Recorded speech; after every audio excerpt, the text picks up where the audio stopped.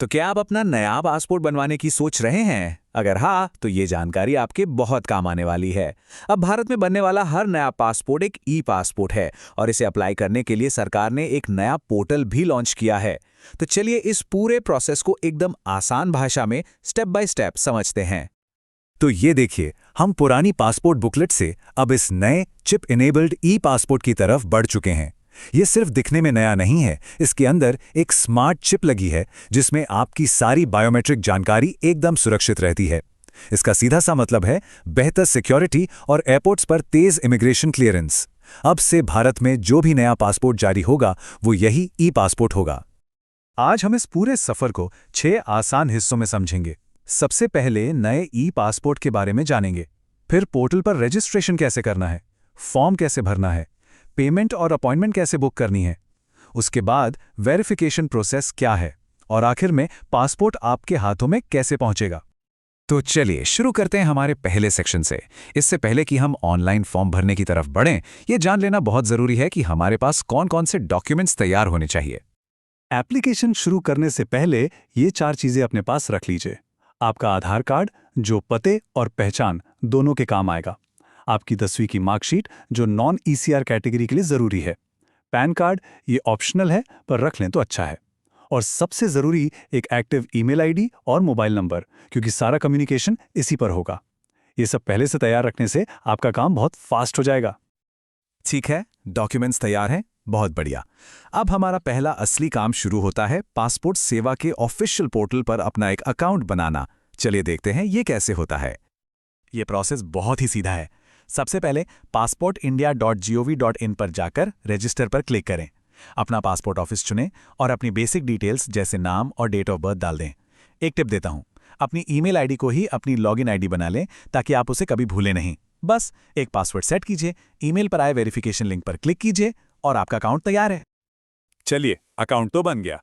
अब आते हैं इस प्रोसेस के सबसे अहम हिस्से पर, ऑनलाइन एप्लीकेशन फॉर्म को बहुत ध्यान से भरना। फॉर्म भरते ही आपके सामने सबसे पहला बड़ा सवाल आएगा, आपको पासपोर्ट नॉर्मल चाहिए या तत्काल। अगर कोई जल्दी है तो तत्काल का ऑप्शन है और अगर आराम से बनवाना है तो नॉर्मल चुन सकते हैं। चलिए दोनों में फर्क देख लेते हैं। तो यहां सीधा सीधा हिसाब है। नॉर्मल पासपोर्ट की फीस है 1500 रुपए और इसकी प्रोसेसिंग अपनी स्टैंडर्ड स्पीड से होती है। वहीं तत्काल के लिए आपको 2000 रुपए एक्स्ट्रा देने होते हैं, यानी टोटल 3500 रुपए, और इसकी प्रोसेसिंग बहुत तेज होती है। तो अगर जल्दी है तो तत्काल एक बढ़िया ऑप्शन है। अगला जरूरी चुनाव है ईसीआर और नॉन ईसीआर के बीच। अब ये क्या चीज है? देखिए, ईसीआर का मतलब है इमिग्रेशन चेक रिक्वायर्ड। ये उन लोगों के लिए है जिनके पास 10वीं का सर्टिफिकेट नहीं है। उन्हें कुछ देशों में काम के लिए जाने से पहले एक क्लियरेंस लेनी पड़ती है। दूसरी तरफ, अगर आपके पास 10वीं या उससे ज्यादा की क्वालिफिकेशन है तो आपका पासपोर्ट नॉन ईसीआर यानी immigration check not required category का होगा और आपको कोई क्लियरेंस नहीं चाहिए। फॉर्म में आपको ये कुछ मेन सेक्शंस मिलेंगे, जैसे आपकी पर्सनल डिटेल्स, फैमिली डिटेल्स और आपका पता। हर सेक्शन को बहुत ध्यान से भरें क्योंकि यही जानकारी आपके डॉक्यूमेंट से मैच की जाएगी। एक इमरजेंसी कॉन्टैक्ट देना भी बिल्कुल ना भूलें। अब जो मैं बताने जा रहा हूं उसे बिल्कुल ध्यान से सुनिएगा। ये पूरी प्रोसेस की सबसे सबसे जरूरी बात है। आपका नाम, आपके पिता का नाम और आपकी जन्मतिथि, इन तीनों की स्पेलिंग आपके सभी डॉक्यूमेंट्स जैसे आधार कार्ड और मार्कशीट पर 100% एक जैसी होनी चाहिए। एक अक्षर का भी फर्क आपकी एप्लीकेशन को सीधा रिजेक्ट करवा सकता है, तो इसे डबल ट्रिपल चेक जरूर करें। बहुत बढ़िया, फॉर्म भर लिया है। अब बारी है ऑनलाइन काम को असल दुनिया से जोड़ने की, यानी पेमेंट करने और अपॉइंटमेंट बुक करने की। ये स्टेप भी काफी आसान है। फॉर्म सबमिट करने के बाद पे एंड शेड्यूल अपॉइंटमेंट बटन पर क्लिक करें। यहां आप अपने शहर का सबसे नजदीकी पासपोर्ट सेवा केंद्र यानी पीएसके चुनेंगे। एक खाली स्लॉट देखेंगे, उसे बुक करेंगे और ऑनलाइन पेमेंट कर देंगे। और हाँ, पेमेंट को लेकर एक छोटी सी बात, पेमेंट गेटवे पर आपको एसबीआई का नाम दिखेगा, लेकिन घबराना नहीं है। आप किसी भी बैंक के नेट बैंकिंग, डेबिट कार्ड या फिर यूपीआई से पेमेंट कर सकते हैं। वो सिर्फ एक गेटवे है। ओके, तो ऑनलाइन वाला सारा काम खत्म।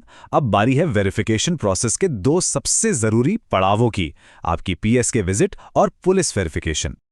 तो अपॉइंटमेंट के बाद क्या होता है, इसका एक छोटा सा टाइमलाइन देख लेते हैं। अपॉइंटमेंट वाले दिन आप अपने ओरिजिनल डॉक्यूमेंट्स के साथ पीएसके जाएंगे, जहां आपकी फोटो और उंगलियों के निशान लिए जाएंगे। इसके लगभग 2-3 दिन बाद पुलिस वेरिफिकेशन शुरू हो जाता है। जैसे ही ये पूरा होता है, आपका पासपोर्ट प्रिंटिंग में चला जाता है और 4-5 दिन में डाक से आपके घर भेज दिया जाता है। पीएसके जाने से पहले अपनी फाइल अच्छे से चेक कर लें। आपको एप्लीकेशन रसीद का प्रिंट आउट, अपना ओरिजिनल आधार कार्ड, 10वीं की ओरिजिनल मार्कशीट और पते का ओरिजिनल प्रूफ साथ ले जाना है। याद रखिए, सब कुछ ओरिजिनल लेकर जाना है। पुलिस वेरिफिकेशन का नाम सुनकर कई लोग थोड़ा घबरा जाते हैं, पर यकीन मानिए ये बहुत आसान है अगर आप कुछ चीज़ों का ध्यान रखें। अपने पीएसके विजिट के 2-3 दिन बाद आप खुद ही लोकल पुलिस स्टेशन में पता कर सकते हैं। अपने सभी डॉक्यूमेंट्स की फोटोकॉपी तैयार रखें। हो सकता है आपसे पते के सबूत के लिए बिजली या पानी का बिल मांगा जाए। और हाँ, अगर आप गांव के इलाके से हैं तो ग्राम प्रधान से एक सर्टिफिकेट भी लग सकता है। और लीजिए, हम आ गए हैं आखिरी पड़ाव पर, जब आपकी सारी मेहनत रंग लाती है और पासपोर्ट आपके हाथों में होता है। जैसे ही पुलिस की तरफ से हरी झंडी मिलती है, आपका पासपोर्ट प्रिंट होता है और सीधा आपके रजिस्टर्ड पते पर स्पीड पोस्ट से सुरक्षित पहुंच जाता है। बस कुछ दिनों का इंतजार और पासपोर्ट आपका होगा। तो बस इतनी सी थी ये पूरी कहानी। अब जब ये पासपोर्ट आपके हाथ में होगा, तो ये सिर्फ एक डॉक्यूमेंट नहीं, बल्कि पूरी दुनिया के लिए आपका टिकट है। तो बताइए, सबसे पहला सफर कहाँ का होगा?